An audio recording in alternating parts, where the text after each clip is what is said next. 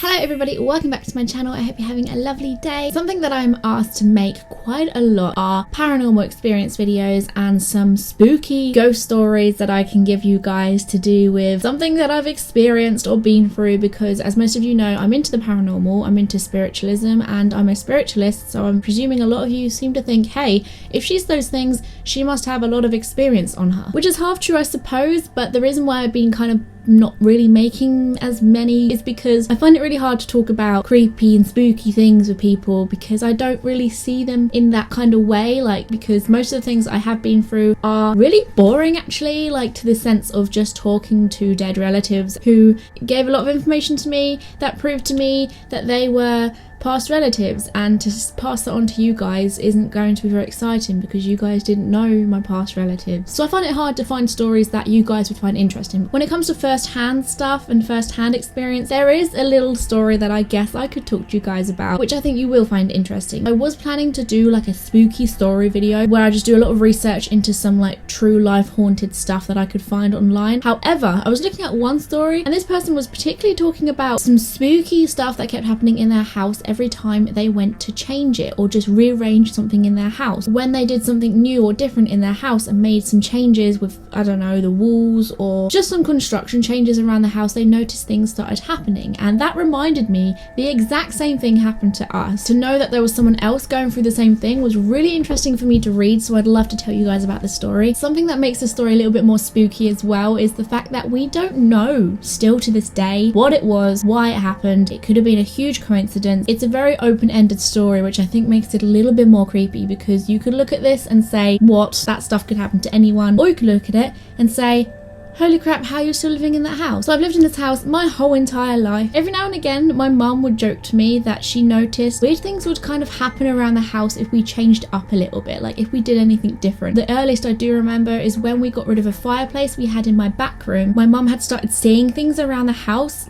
for instance, she was in bed one night and she literally saw a lady at the end of her bed stood there watching her sleep. And she wasn't a spooky type of character. I've always believed personally that if you feel good vibes around a spirit, then they are a good spirit. I mean, that sounds stupid to say, because most of you might sit there and say, if I saw a ghost, I would just freak out no matter what. But you don't, because I completely agree with you and I understand where you're coming from. If you see a ghost, you'd assume you're going to be scared. But I've been in a situation where I've seen a ghost and I just feel okay.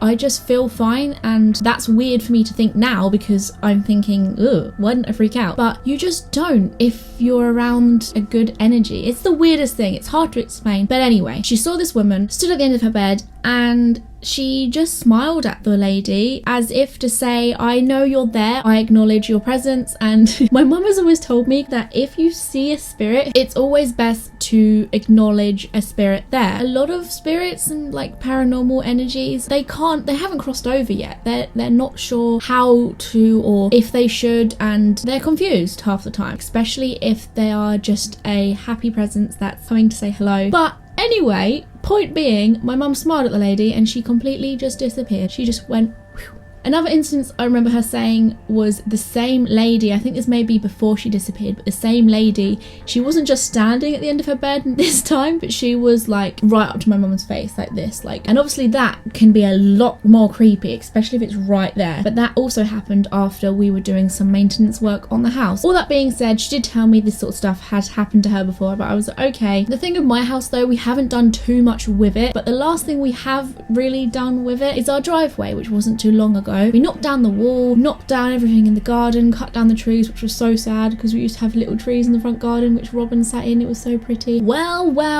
We were all in bed one night. This was back when Vicky slept in my bedroom here and we were all fast asleep.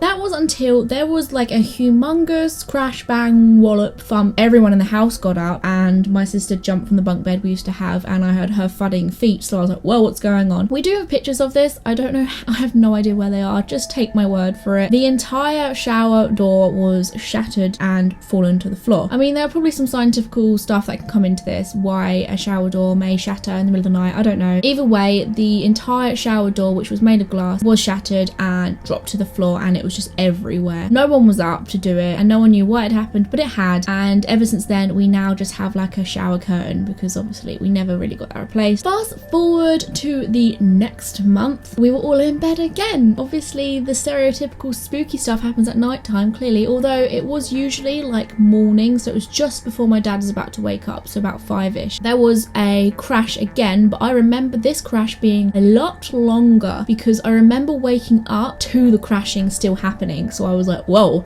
what is going on this time? So this time we all got out of bed as usual. We all got into the hallway as usual, like our little communal what's going on now meeting. And we all kind of looked at each other as if to say, why is this happening again? Like what? I look into the kitchen and both the cupboard doors above our sink are wide open and everything is on the floor. Like everything just came off the shelf. Plus there were a lot of items on the floor which were very sentimental, expensive teacups and ornaments and saucers and glasses that were, I think, my mum's great aunt. They meant quite a bit to her and they were somebody's who had now passed away, so it was a little bit crap because it was like, oh, okay, well that stuff's broken now. And as well as that, we were all a bit confused about why things kept happening at night time. So fast forward to the next month, me and my sister weren't asleep this time, but we were awake and it was daytime and we were sat in the front room just watching TV as you do. We were home alone and we just hear a thud and a tiny little smash, like a really quick smash.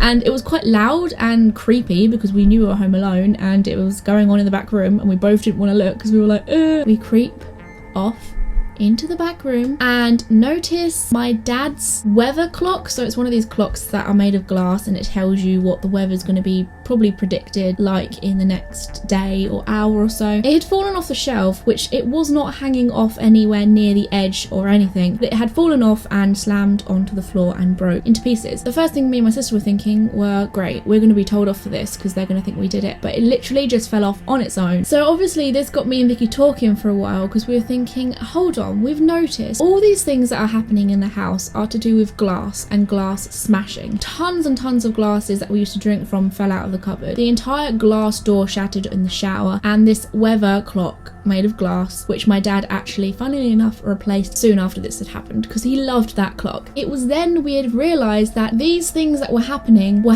at the same time of each month. At the end of every month, something was happening. The next month rolled around and we were all kind of anticipating it. Never really happened and we were like, interesting. Why hasn't it happened now? We're waiting for it. I remember going off and looking at the calendar in my back room just to have a look to see, is this supposed to happen like around this month? And as I went to go look at the calendar, I had noticed there was a huge rip. It was one of these long calendars that has all the days of the month going down. And there was a huge rip all the way down to the bottom of the month, and I didn't know if that was a coincidence as well.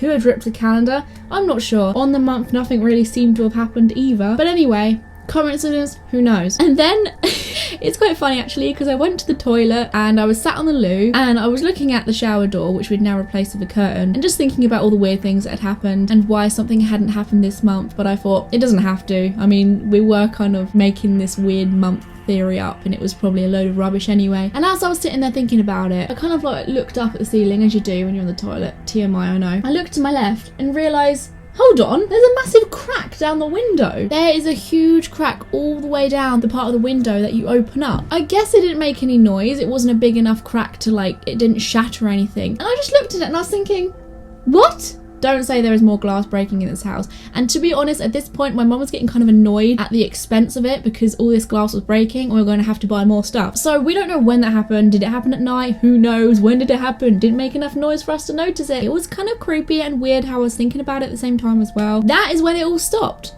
That was the last of that. Even though we were expecting something else, nothing ever really happened. The only kind of glassy type of experience I do remember happening is not too long ago actually, when I was in this bedroom actually. It was late at night and I went to go and get a drink, and I remember being quite like scared and creepy about going into the kitchen at night time because I never really feel too comfortable in my house at night time. And I was with my ex-boyfriend at the time and we both kind of was like, we'll go together. And I just didn't feel comfortable. And this is the weird thing about about it. I think you should always trust your instincts. If you don't feel comfortable, it's good to trust them. And because I didn't feel right, and not too long ago my ex-boyfriend had told me he saw like a lady in white walk down my hallway once when we were up getting water in the kitchen, and someone else had said the exact same thing. Maybe these are other stories I can go into another time, but someone said they saw a little girl in my kitchen when we were all at a funeral, which was a really like scary thing to think about. Like kind of nice as well though. I can imagine that being quite spooky. But my sister Kate got a text from her girlfriend at the time saying,